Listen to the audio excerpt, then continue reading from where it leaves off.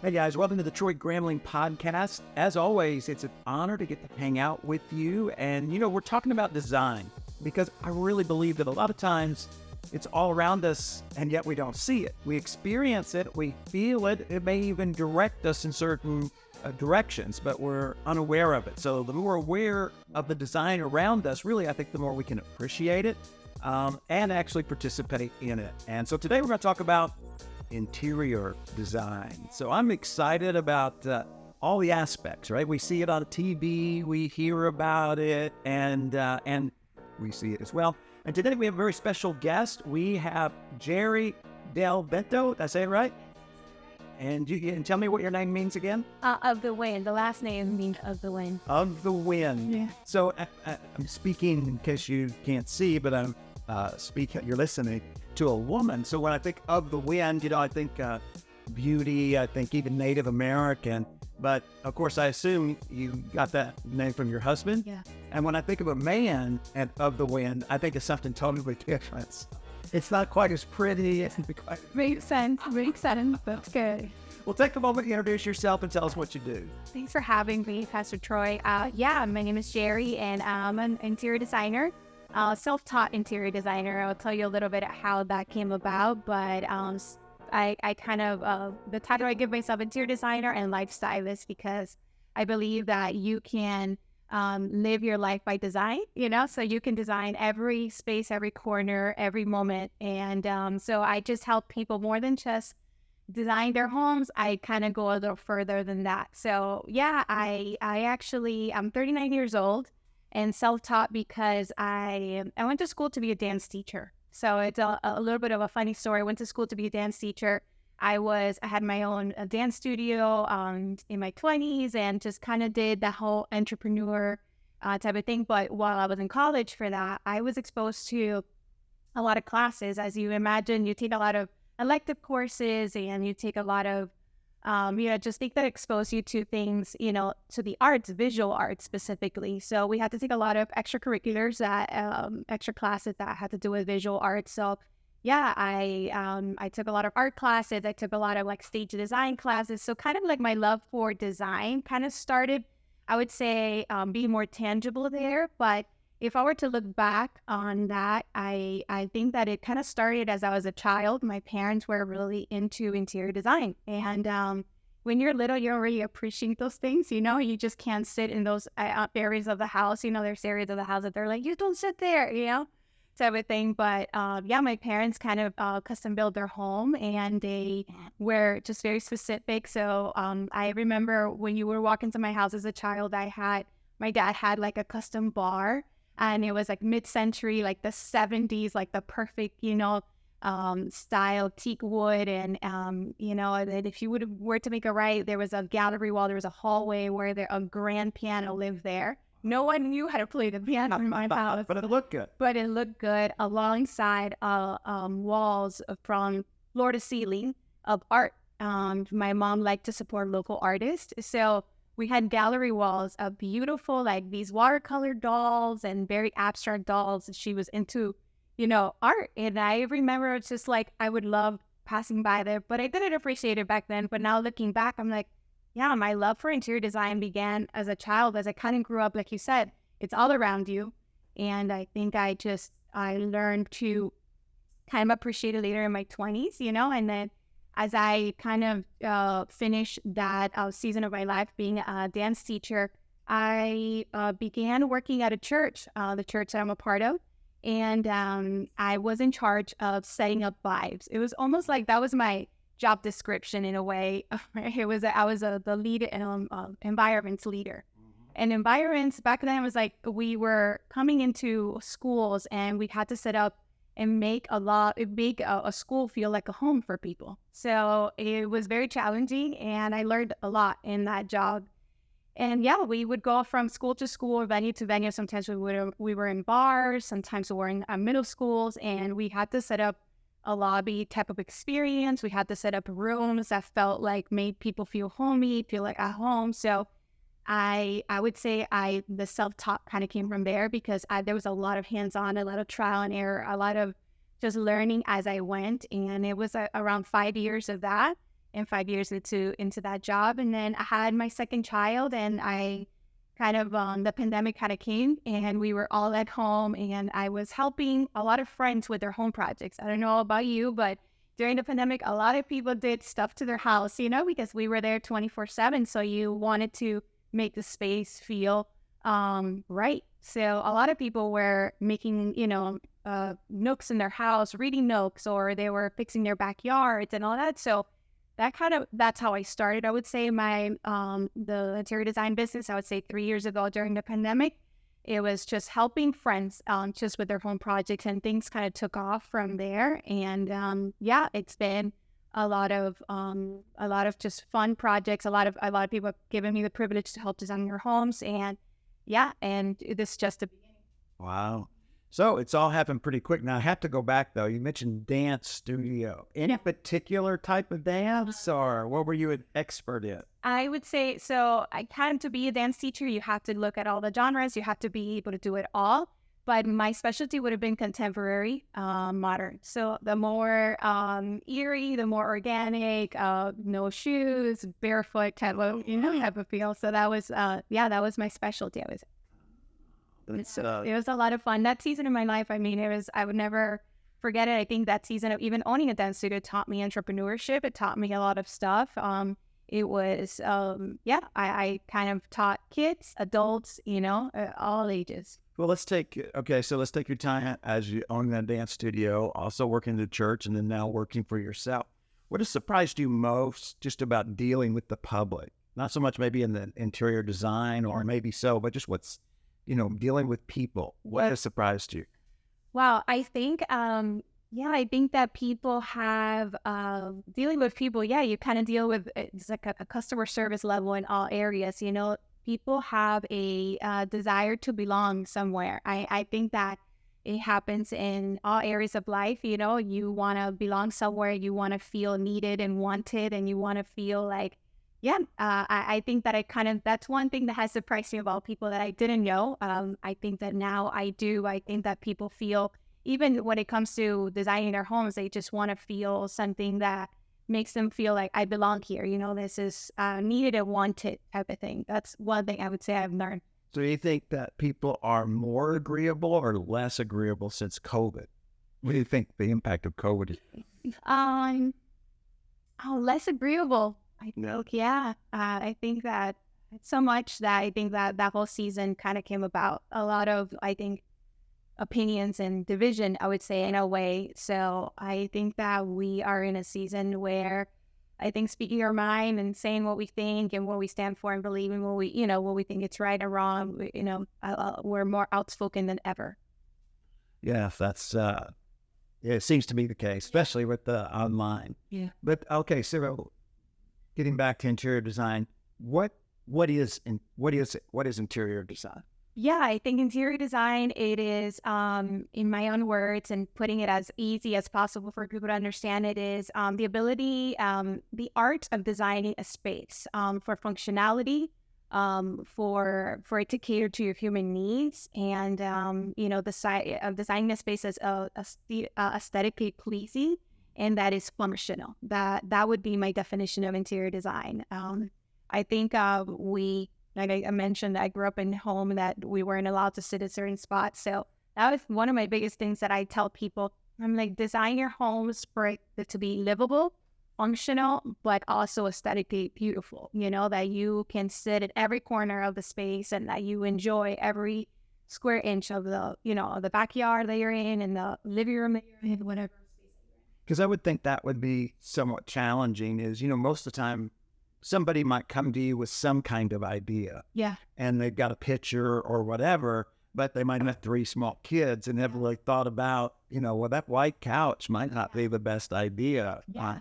It happens every day. It happens every day. I'm actually working in a project right now that, it is actually, she helps her daughter taking care of her children at her home. But she has a beautiful home, She's like, I need a coffee table that won't be able to be storage and also be safe for the kids. She has 2 small kids under the early age of 2.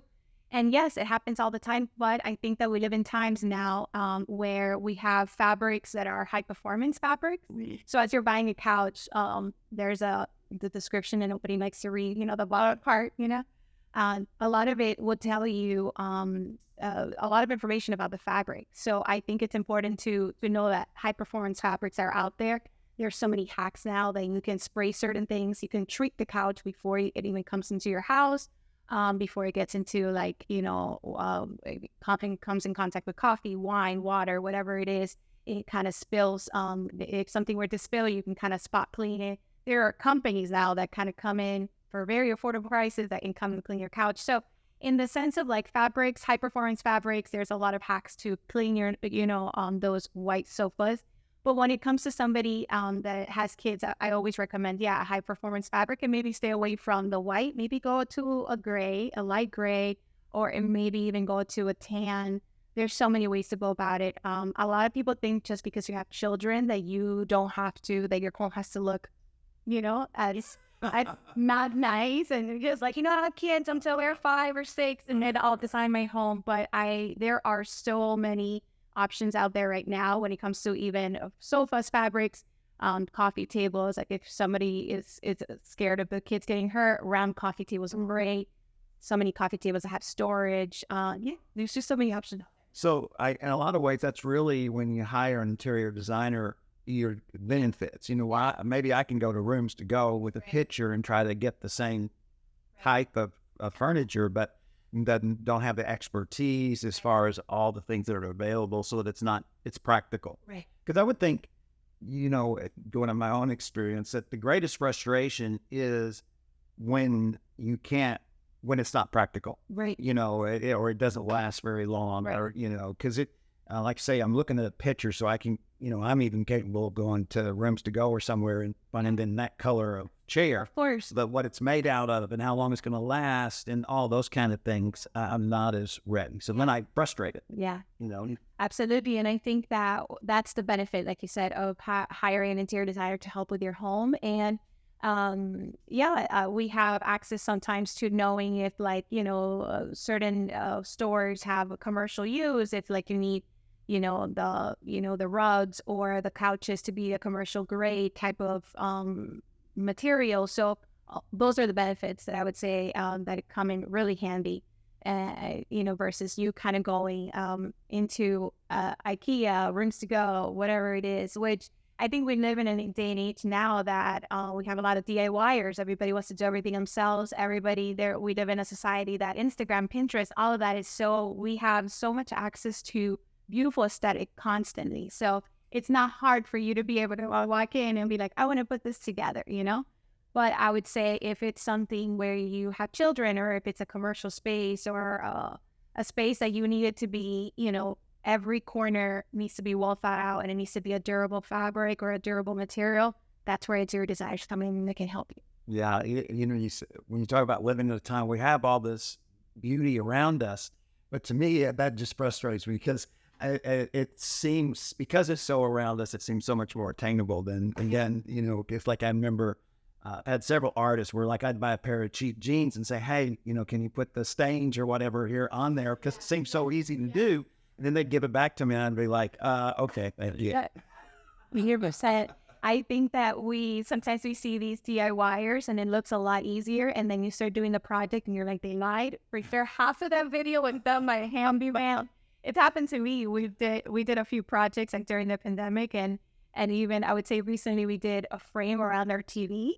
And my husband helped me, and he was like, I just want you to know that all those girls you're watching, they're all like to your link, because there is 10 steps that they did not mention. But yeah, it could be a little bit frustrating, and it could be a blessing. It's a little bit of both. But yeah, I think that we live in a time and age where, my gosh, there's so many nice aesthetic views, inspiration, references that you're like, oh, this is gonna be my next home, So when you think about interior design and someone hiring an interior designer, is that something that can be a benefit to everybody, or is it just is there a certain thing you need to be looking for, or is who would best be benefited from interior design? I think that there are different types of people in this world, and there's some people that could be that can ideate and they can think of ideas and they can execute it.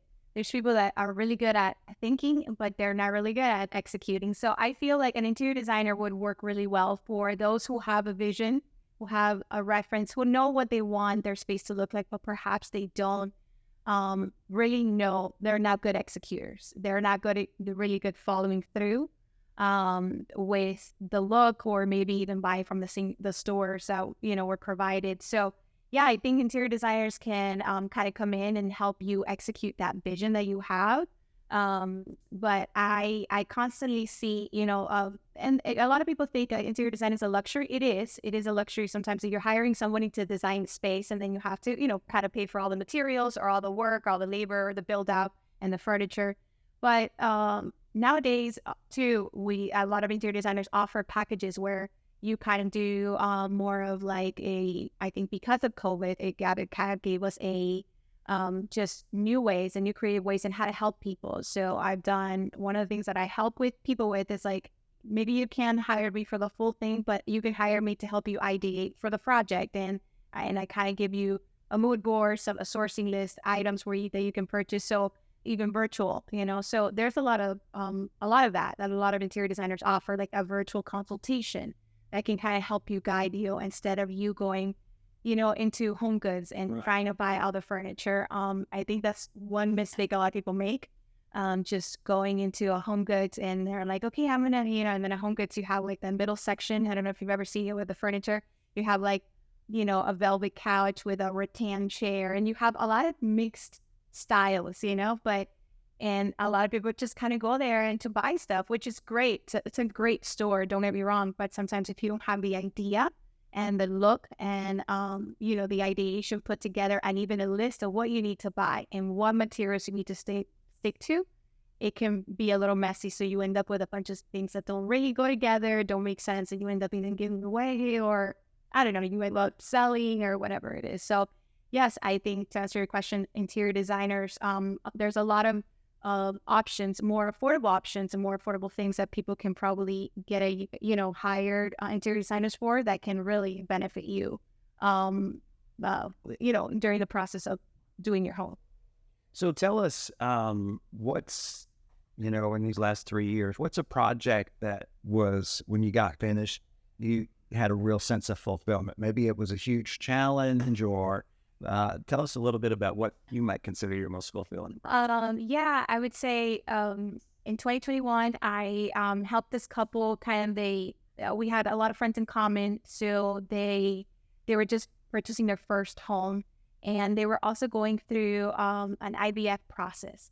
So it was a really special time. I really didn't know much about them. I kind of got to know them during the process. You get to know your client and you become their friend, So it was their first home. They purchased a beautiful loft in Fort Lauderdale. The view was incredible. The ceilings, just the bones of the place were great. But we had to do some renovations to the bathroom, the kitchen.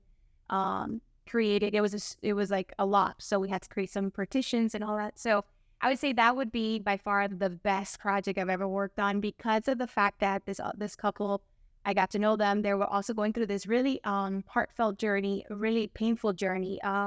And I got to just many times pray with them, and just I became more of like, hey, we're in this together. I'm like, I'm not part of your family, but I am now, and designing a home where they're hoping, children will be, and we're designing partitions because one day there will be a baby in this room, So it was extremely special to be able to be a part of someone's story like that. And the actual, they trusted me with everything, that what, there's some clients that sometimes they're like, they want to kind of take a lead in the design, part, and you're like, well, you hired me, but so trust me. But so this couple trusted me. They were like, whatever you say, they wouldn't buy a single thing unless Geri, what do you think? We were in a group text. So for months, we got close. I was part of their journey, and I just felt like they were part of my family. And the place turned out incredible. It was, I would say, because of it, once I photographed the space, so many other jobs came from it. And I think it was just a mixture of the aesthetic that they chose. It was very up my alley. It was one of my favorite styles, and then also the people, and then and their story. Yeah, that's awesome. Because it is now what's a frustrating part of home design I or interior design? I think the frustrating part, sorry, the frustrating part would be when they hire you and then they're like, they don't trust you, you know? And you go through this whole process of like just making sure the client and you are on the same page, and you're like, what is your look? What is your vibe? What do you like? You know, your references. So you go through an extensive process before you even start the project. So I think in that sense, after, you know, you're kind of in it and you're designing, and then none of your designs, like no matter what you present, they're like, nope, no, and you're just like, really? I mean, really nothing? So I think that's been I've only had one, but it was pretty frustrating because you're just like, I think you gotta trust who you hire. And that's why there's an extensive process in the beginning, like a screening process, I would say, to make sure that we're the right fit for each other. Good. So I think that was the frustrating. Yeah, I can see where, Yeah. you know, if you're not in any job, if you're not free to do what you're called to do, it's frustrating. And I think a lot of people just feel very strong. Maybe, you know, I'm sure you have a lot to say in the room, designing this room. You had a lot of, you know, your likes and tastes are very like, hey, I know what I like, you know, which is really good. That's awesome when you're working with someone who knows what they like. But then you also have to, like, if you bring someone in the project, you know, you gotta let them.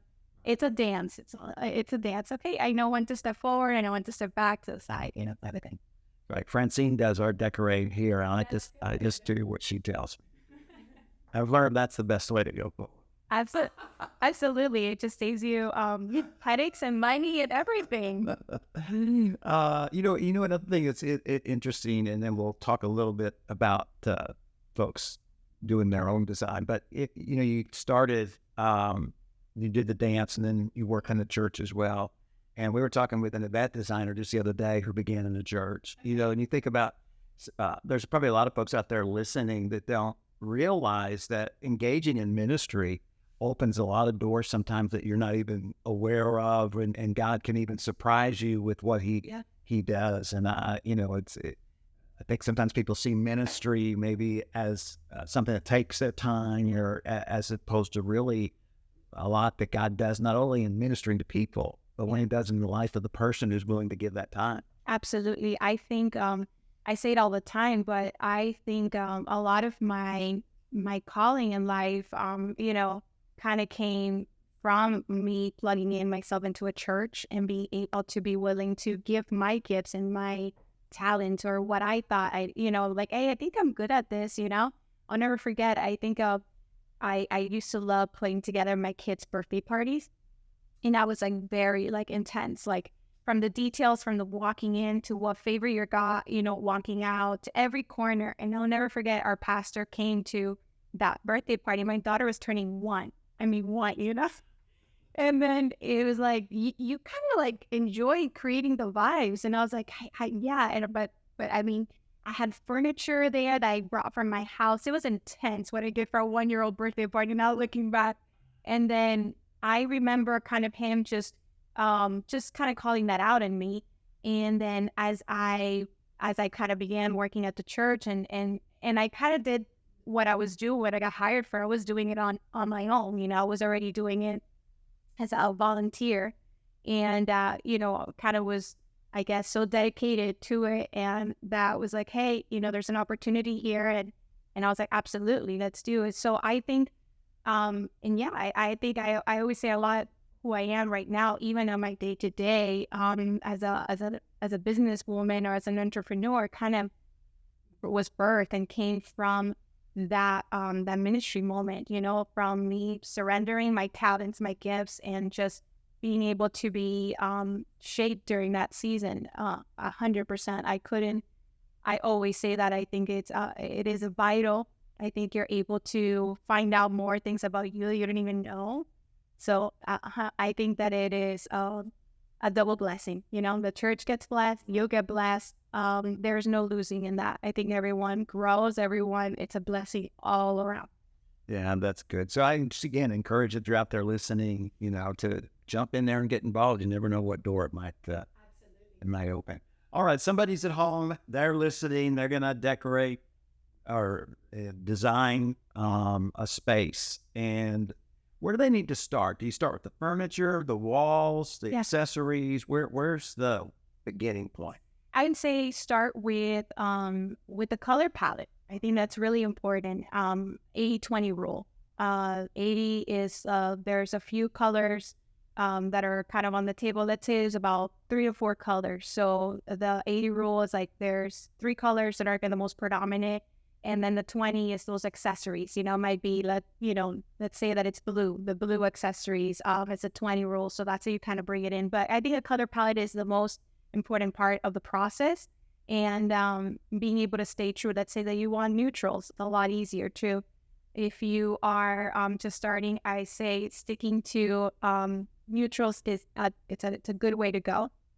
And then from there, start with a focal point. As you're walking into a room, what's your focal point? There's a wall that is a focal point. There's that's whenever you're walking into a room, there's walls that are bigger, some that are smaller. So most likely the bigger walls are the focal point. So start with the focal point and then think about, what do I want, my focal point to be there? So most likely it's going to be wallpaper. You can wallpaper that wall. Maybe it's wood paneling like how we have here behind us. And maybe it's an accent color that I'm doing. So you put your focal point there. You can put your biggest piece of furniture there. What you want to make a statement. They say you have 20 seconds to impress someone when they walk into your home. So that's your entrance should be the most, I would say, wow moment. So pay attention to those areas that I think focal point, starting with a color palette, a focal point, and take it from there.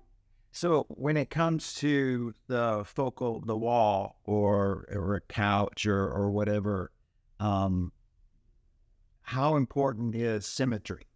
Or is it important? Yeah. 100% symmetry is so important always. I think go bigger.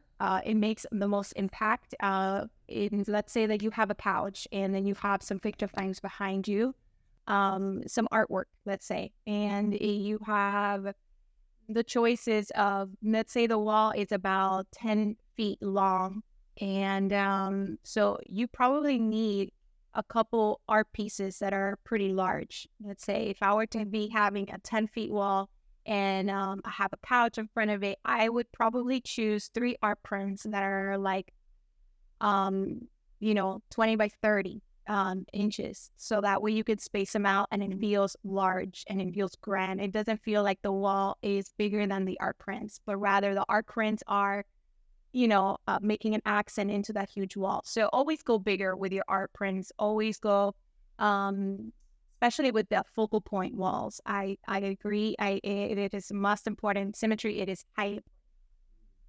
Well, it's hard to believe, but we are out. We've been going for 30 minutes, and you shared some. It's just interesting to learn about it. How can people get a hold of you if they'd love to engage in what you have to offer? Yeah, my website is geridelventa.com, and from there you can kind of send us an email, contact us, and we'll love to help you in any space that you are needing help with. So we got to go, but before we do, tell me just a little bit more. When we first started, you said interior design and life design? Life stylist. Tell me just a little bit more about that side. So life stylist, I also help people kind of with their photo shoots. Let's say that you're doing a brand photo shoot and you need to know kind of what to wear and what props to have in your photo shoot.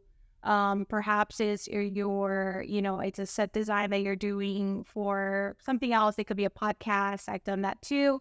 It could be also your wardrobe, like, hey, what one looks, good. I believe fashion and interiors actually follow the same trends. And they are pretty cool. Okay, hold on. What's the trend right now? What's in? Oh my gosh. What's in right now? Quiet luxury. So So you don't want to scream it. You don't want to scream it. You don't want to scream it, the undone, the organic feel. So a lot of the interior stuff that we are seeing too is a lot of the curves, a lot of the organic, that organic modern. stones, raw things, raw stones, raw floors, all type of Barefoot dancing. yeah, Bigfoot dance. And then for clothing, I would say for that side of things, you're also seeing like that undone, the sneakers with the trousers, the t-shirt with the belt, just very quiet luxury. That's what they're calling it. Very good. So now you know. Now you know. Thanks so much for being here.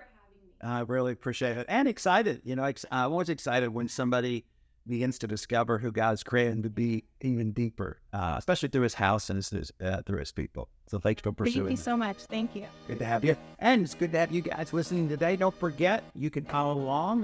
The video version's on YouTube and then all the streaming platforms. We are there as well. And we'll be back next Thursday as we continue to talk about life, leadership, love, really how to succeed at what God's called us to do, and especially in the area of design in this series. We'll see you then. God bless and have a great day.